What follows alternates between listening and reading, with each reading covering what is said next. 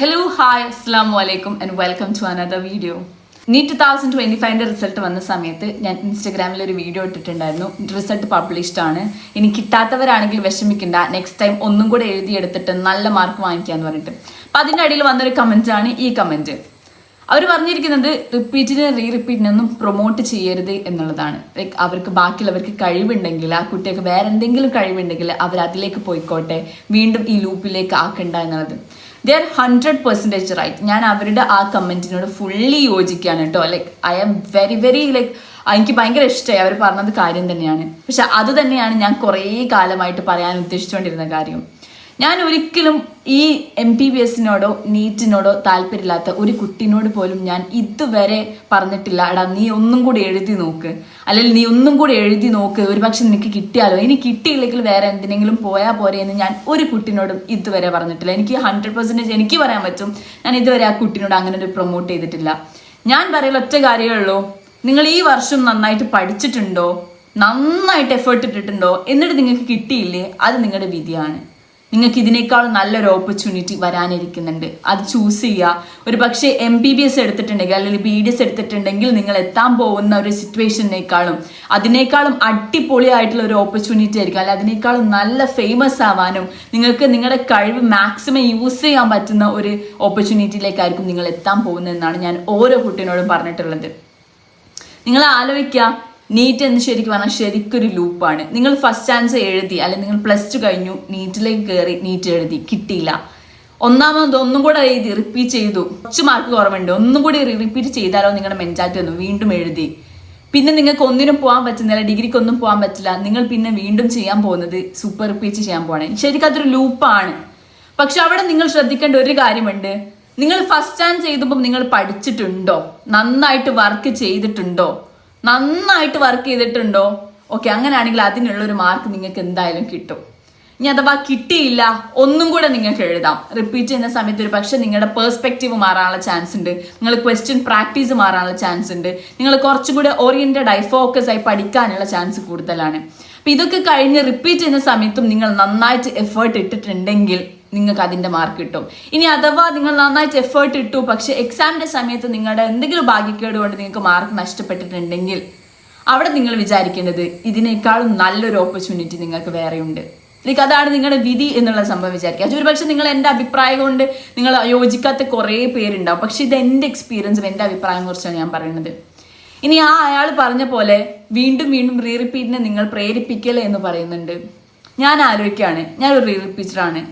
ഞാൻ എങ്ങാനും എൻ്റെ ഫസ്റ്റ് അറ്റംപ്റ്റ് കഴിഞ്ഞു, ആ സമയത്ത് ഞാൻ അധികം പഠിച്ചിട്ടുണ്ടായില്ല, ഓക്കെ, ഞാൻ എഴുതി, ഞാൻ അതൊക്കെ കിട്ടിയില്ല, റിപ്പീറ്റിന് എന്തായാലും നമ്മൾ പോകുമല്ലോ, അതാണ് നമ്മുടെ ഇവിടുത്തെ ട്രെൻഡ്. ഞാൻ റിപ്പീറ്റിന് പോയി, ആ റിപ്പീറ്റിന് പോയിട്ട് അവിടെ നിന്നും ഞാൻ പഠിച്ചു, എക്സാം എഴുതി, എനിക്ക് കിട്ടിയിട്ടില്ലെങ്കിൽ പിന്നെ ഞാൻ ഒന്നും കൂടെ പോവെന്നുള്ളത് എനിക്കറിയില്ല. പക്ഷെ ഞാനിപ്പോൾ ആലോചിക്കുകയാണ്, ഞാൻ ആ സമയത്ത് ഗിവപ്പ് ചെയ്തിട്ടുണ്ടായിരുന്നെങ്കിൽ, റിപ്പീറ്റ് ചെയ്യുന്ന സമയത്ത് ഞാൻ ഗിവപ്പ് ചെയ്തിട്ടുണ്ടായിരുന്നെങ്കിൽ ഞാനിപ്പോൾ ഇവിടെ ഇരിക്കുമോ, ഇപ്പം ഞാൻ നിങ്ങളോട് സംസാരിക്കുമോ, അല്ലെങ്കിൽ ഞാൻ MBBSന്റെ ഇപ്പം ഞാൻ third year MBBS Kozhikode medical കോളേജിൽ ഞാൻ പഠിക്കുമോ എന്ന് ഞാൻ ആലോചിച്ചു പോയി. ആ കമന്റ് കണ്ടപ്പോൾ ഞാൻ ഫസ്റ്റ് അത് ആലോചിച്ചത്.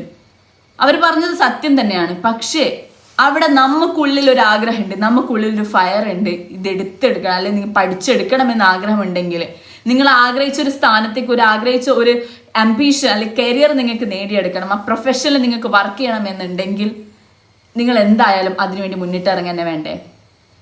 ഞാൻ ജസ്റ്റ് ജെന്യുവൻ ആയിട്ട് ചോദിക്കാം കേട്ടോ, എനിക്ക് ഓരോരുത്തർക്കും ഓരോ ഡിഫറെൻ്റ് അഭിപ്രായമായിരിക്കും, ഞാൻ ജെന്യുവൻ ആയിട്ട് ചോദിക്കാം.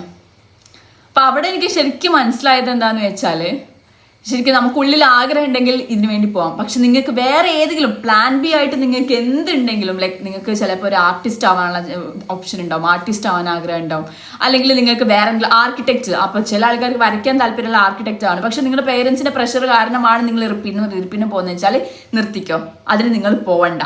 നിങ്ങൾ വേറൊരാൾ പ്രഷർ കാരണം, അല്ലെങ്കിൽ നിങ്ങളുടെ ഫ്രണ്ട്സ് എല്ലാവരും റിപ്പീറ്റ് ചെയ്യാൻ പോവാണെന്ന് വെച്ചാൽ നിങ്ങൾ പോവേണ്ട ഒരു ആവശ്യമില്ല. ഞാൻ എടുത്തു പറയാൻ ആവശ്യമില്ല. നിങ്ങൾക്ക് സ്വന്തമായിട്ട് ഉള്ളിൽ തോന്നുകയാണ്, അല്ലെങ്കിൽ നിങ്ങൾക്ക് സ്വന്തമായിട്ട് തോന്നുകയാണ് എനിക്ക് ഇത് എഴുതിയെടുക്കണം, എനിക്ക് ചെയ്യണം, എനിക്കൊരു ഡോക്ടർ ആവണം, എനിക്ക് പേഷ്യൻസിനെ ഹെൽപ്പ് ചെയ്യണം, എന്നെ കൊണ്ട് പറ്റുന്ന ചാരിറ്റി എനിക്ക് ചെയ്യണമെന്ന് നിങ്ങൾക്ക് തോന്നുകയാണെങ്കിൽ ഇത് ചൂസ് ചെയ്യാം. അല്ലാതെ വേറൊരാളുടെ പ്രഷറിന് ഒരിക്കലും ഇത് എടുക്കാനിരിക്കരുത്. കാരണം നീറ്റ് കഴിഞ്ഞ് നിങ്ങൾ വരാൻ പോകുന്ന ഒരു ലോകം എന്ന് പറഞ്ഞാൽ നിങ്ങൾ നീറ്റിന് കണ്ടതിനേക്കാളും വലിയ ഒരു സ്ട്രെസ്ഫുൾ ആയിട്ടുള്ള ഒരു ലൈഫിലേക്ക് തന്നെയാണ്. ഞാൻ ആരെയും ഡിസപ്പോയിന്റ് ചെയ്യുക അല്ലെങ്കിൽ നിങ്ങളുടെ എല്ലാവരും ഡീമോട്ടിവേറ്റ് ചെയ്യല്ല. പക്ഷെ ദിസ് ഇസ് ദ റിയാലിറ്റി. അത് നിങ്ങൾ മനസ്സിലാക്കണം. അതുകൊണ്ട് ഇപ്രാവശ്യം ഈ ഒരു എക്സാമിന് നിങ്ങൾക്ക് ഒരു 300-400 റേഞ്ചിലാണ് മാർക്ക് കിട്ടിയെന്ന് വെച്ചാൽ ഒരു പക്ഷെ നെക്സ്റ്റ് ഇയർ നിങ്ങൾക്ക് എഴുതുമ്പോൾ കുറച്ചും കൂടെ മാർക്ക് ഇമ്പ്രൂവ് ആവാനുള്ള ഹോപ്പ് ഉണ്ട്. ഞാൻ അതിനേക്കാളും മാർക്ക് കുറവാണെങ്കിൽ ഞാൻ നിങ്ങൾക്ക് വരെ ഫാൾസ് ബിലീഫ് അല്ലെങ്കിൽ ഫാൾസ് ആയിട്ട് നിങ്ങളെ മോട്ടിവേറ്റ് ചെയ്യുന്നോ ഇല്ല. എനിക്കതിൻ്റെ ആവശ്യമില്ല. അപ്പം ഞാൻ നിങ്ങളോട് പറയാം, നിങ്ങൾക്ക് അതിനേക്കാളും മാർക്ക് കുറവാണെങ്കിൽ നിങ്ങൾ ആലോചിക്കേണ്ട ഒരു കാര്യം, നിങ്ങൾ മാക്സിമം എഫേർട്ട് ഇട്ടിട്ടുണ്ടോ, അല്ലെങ്കിൽ ഇനി നന്നായിട്ട് നിങ്ങളുടെ ഫുൾ പഠിത്തം നിങ്ങൾ അതിന് വേണ്ടി കൊടുത്തിട്ടുണ്ടെങ്കിൽ നിങ്ങൾക്ക് മാർക്ക് ഇമ്പ്രൂവ് ചെയ്യാൻ പറ്റുമോ? അങ്ങനെയാണെങ്കിൽ മാത്രം റിപ്പീറ്റിന് പോവുക, സൂപ്പർ റിപ്പീറ്റിന് പോവുക. നിങ്ങൾ ഒറ്റ കാര്യം ആലോചിച്ചാൽ മതി, നിങ്ങളുടെ യൂത്താണ് നിങ്ങൾ ഇതിനു വേണ്ടി കൊടുക്കുന്നത്. നിങ്ങളുടെ ഡ്രീമിന് വേണ്ടി നിങ്ങളുടെ ഡ്രീം അത്രക്കും വേർത്ത് ആണെങ്കിൽ നിങ്ങൾ യൂത്ത് അതിന് കൊടുത്തോ. നിങ്ങൾ അത്രയും വർക്ക് ചെയ്യുമെന്നുണ്ടെങ്കിലും നിങ്ങൾ കൊടുത്തോ. പക്ഷെ ഇനിയും റിപ്പീറ്റിനും പോയിട്ട് ഡേ 1 മുതൽ നാളെ ഡേ 1 എന്ന് വിചാരിച്ചിരിക്കാനാണെങ്കിൽ നിങ്ങൾ ഇതിന് പോകേണ്ട. നിങ്ങളുടെ ടൈം വേസ്റ്റ് ആണ്, നിങ്ങളുടെ പൈസ വേസ്റ്റ് ആണ്, നിങ്ങളുടെ ആ ഫ്യൂച്ചർ അല്ലെങ്കിൽ നിങ്ങൾ കണ്ടുകൊണ്ടിരിക്കുന്ന നിങ്ങളുടെ ആ ഫ്യൂച്ചർ നിങ്ങൾക്ക് കിട്ടൂല. വർക്ക് ചെയ്യുമെന്ന് ഉറപ്പുള്ളവർ മാത്രം പോയാൽ മതി. അതും കൂടെ ഇതിൽ എടുത്ത് പറയണം. എൻ്റെ ഒരു എക്സ്പീരിയൻസ് പറയണം. ഇപ്രാവശ്യത്തെ നീറ്റ് നന്നായിട്ട് ടഫായിരുന്നു, അറിയാം. അതുകൊണ്ടാണല്ലോ 686 ഓൾ ഇന്ത്യ റാങ്ക് വന്നത്. നന്നായിട്ട് ഡിഫിക്കൽട്ട് ആയിട്ടുണ്ടായിരുന്നു എന്നാണ് എല്ലാവരും പറഞ്ഞത്. ടൈം കൺസ്യൂമിങ് ആയിരുന്നു.